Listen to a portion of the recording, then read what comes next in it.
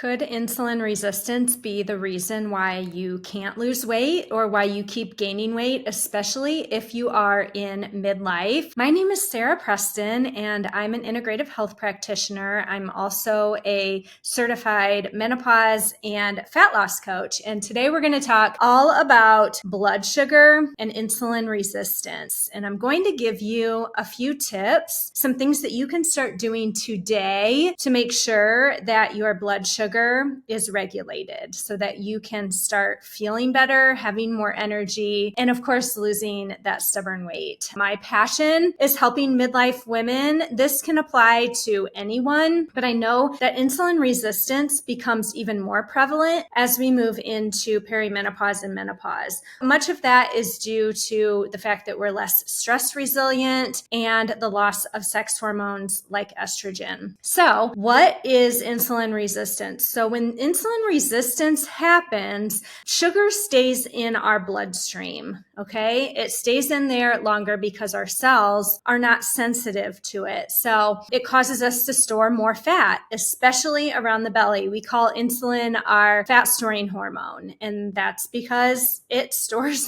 does end up storing fat when it's dysregulated. It increases our hunger and cravings. So you might find that you're snacking all the time, even after having a meal, you're still hungry. Maybe you're abnormally hungry, bigger than, normal, and you're just wanting to eat all the things. Our body also, when we have insulin resistance, becomes less effective or efficient at switching between being a sugar burner and a fat burner. So burning carbs for energy or burning fat for energy. Okay. So it becomes less efficient at that, which makes it tough to lose weight. So what can you do about it? That's the ultimate question. Number one is building muscle. It is imperative that you start building muscle, and it's not to look like a bodybuilder. I by no means look like a bodybuilder.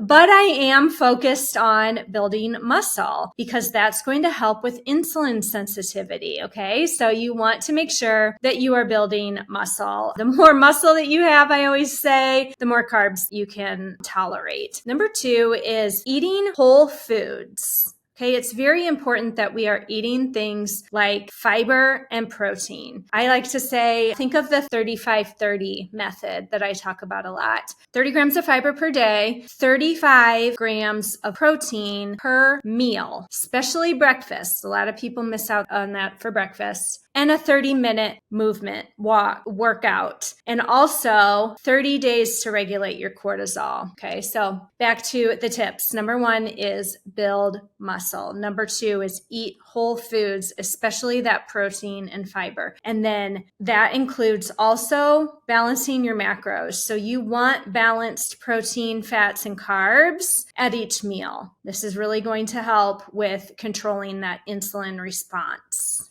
All right. And then the next thing is cortisol. You've heard about cortisol, our stress hormone. Some people will tell me, oh, I don't even feel like I'm stressed. But a lot of times this cortisol dysregulation comes from perfectionism or people pleasing or trying to do all the things, trying to do it all for everybody, feeling overwhelmed, overstimulated, not slowing down ever, not slowing down to take time for yourself. Okay, to take those few minutes of prayer or meditation or quiet time to really regulate your nervous system. Okay, we have to start doing this. We have to start regulating our cortisol. Cortisol is not bad because we want cortisol. It wakes us up in the morning. It gives us, sometimes that energy that we need. But if it's chronically high, eventually it will become chronically low as well if it continues that way. And that's like the burnout phase where you won't have energy. It's hard to get out of bed. But if you are constantly on edge, you're always running from here to there, maybe you're wired at night, but you're tired, but you're still wired. You're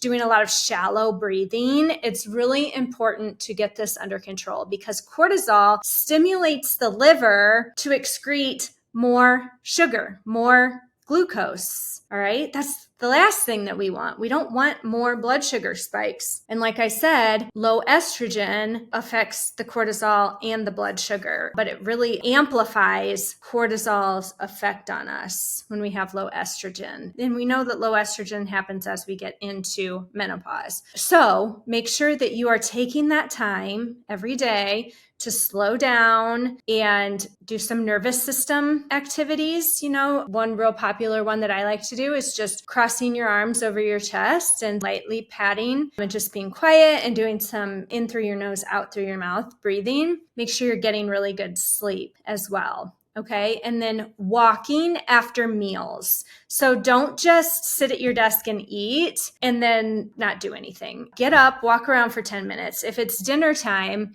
I will go empty the dishwasher or clean the pans, put everything away, clean up the kitchen. Give yourself 10 or 15 minutes. You don't have to go outside for a walk. If you can, that's great. But after meals, make sure you're walking around. You want to give that glucose somewhere to go. And then one other little tip that you can do is if you're having a carb heavy meal, you can have a tablespoon of apple cider vinegar before the meal. So if you're having pasta or something like that, blood sugar spikes are not bad for us. Those are totally normal. If you've ever worn, you probably haven't, but I've worn a continuous glucose monitor, which is that you've seen that like big patch on the back of people's arms sometimes. And this tells you, it shows you what happens to your blood sugar around meals or actually all day. Blood sugar spikes are normal, but the thing is you don't want them to stay elevated. Okay. You want it to come back down to baseline fairly easily. And you want your baseline to be at a certain level, not